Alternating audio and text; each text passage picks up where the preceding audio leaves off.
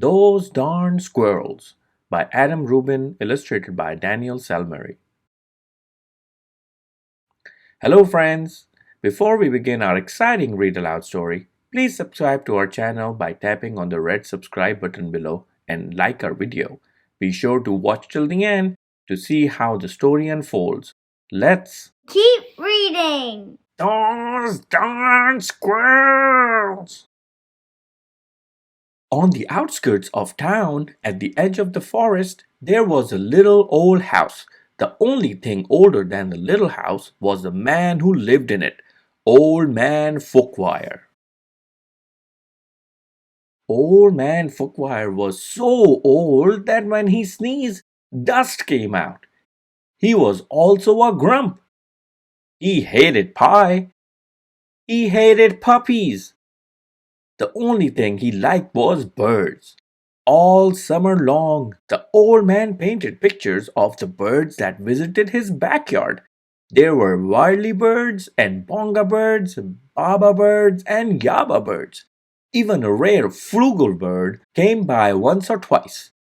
Fookwire's paintings weren't very good, but the birds never said anything. When the air turned crisp and the leaves began to change color, the old man grew sad. He knew that soon the birds would fly south for the winter, as they did every year, and that he would be lonely. Then he had an idea. If he fed the birds, maybe they would stick around. So Old Man Fookwire built beautiful bird feeders and put them up all around his backyard. He filled the feeders with delicious seeds and berries, and soon birds came from all over the forest just to eat in the old man's yard. But the birds weren't the only ones who liked the bird feeders. The squirrels did too. Not many people know this, but squirrels are the cleverest of all the woodland creatures. In fact, they're fuzzy little geniuses. They can make a house out of a tree, a bed out of a bunch of leaves, and a box kite out of twigs, dirt, and squirrel spit. They are also excellent at math. Winter was fast approaching, and the squirrels needed to gather as much food as they could get ready. So they decided to take some of the bird food. The birds were not happy, neither was Old Man Fookwire. When he discovered what had happened, he shook his old man fist and yelled, "Those darn squirrels!" He filled up the feeders again, but this time he hung them from the clothesline. Then he went back inside, confident that the squirrels would no longer be able to get to the seeds and berries. But the squirrels were determined. They devised a plan, and this time they took all the food from the bird feeders. The birds were furious. "Haram! Haram! Haram!" yelled a bonga bird. "Those darn squirrels!" yelled the Old Man Fookwire. "Yum!" said the squirrels. Now it was Old Man Fookwire's turn to devise a plan. He went to the general store to get supplies. He bought lasers and clamps. He bought wires and springs. He bought all sorts of tools and built a veritable fortress around the bird feeders. Then he refilled them very carefully. Snorted the floggle bird. The squirrels stayed up all night working up their strategy. They drank cherry cola and ate salt and vinegar chips to help them stay awake. Finally, they had it, the perfect plan. They put on their tiny helmets and prepared to launch themselves into the air, over the fence, between the lasers, and onto the bird feeders. The first squirrel misfired and hit a tree. The second squirrel went too high and landed in a bucket. The third squirrel sailed clear over the house. The birds laughed and laughed. They each had one last delicious mouthful of seeds and berries from the old man's feeders. Then they flew south for the winter, just as they did every year,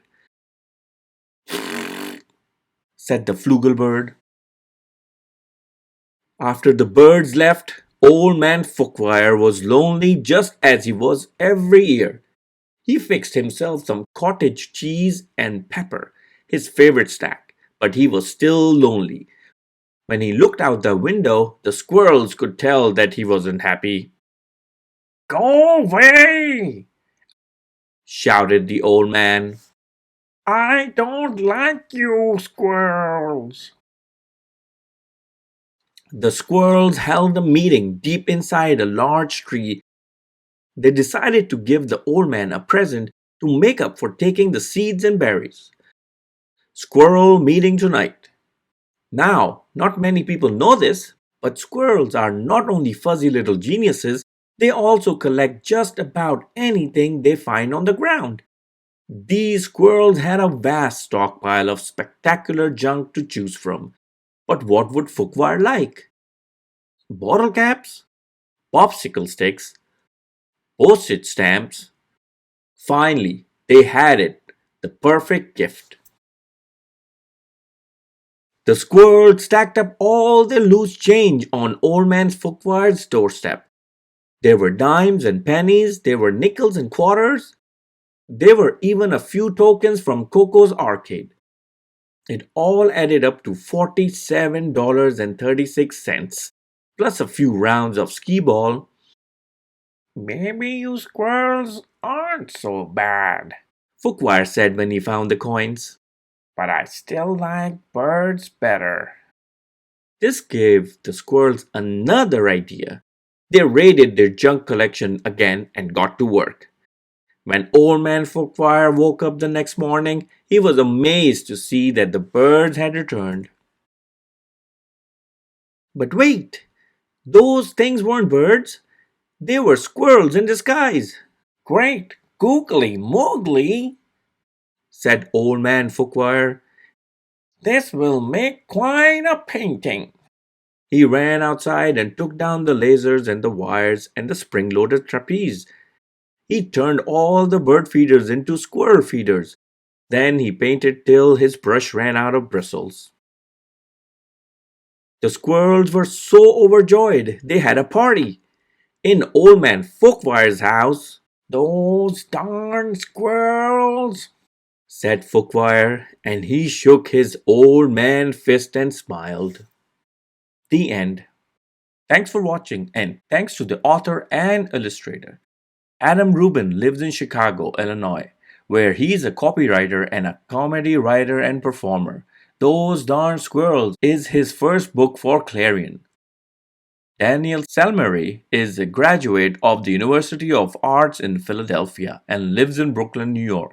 Those Darn Squirrels is his first picture book and his Clarion debut. He swears that no squirrels were harmed in the making of the book. There's nothing like reading a real book. You can grab a copy of this book from your local library or you can buy one online or in store. If you enjoyed the story, please subscribe to our channel by hitting the big red subscribe button below and check out more fun stories on our channel. Don't forget to give us a thumbs up and share our video with friends and family. You can give us feedback on our Facebook page so we know what you're liking and we continue to bring you more and more and more awesome read aloud stories. Keep reading!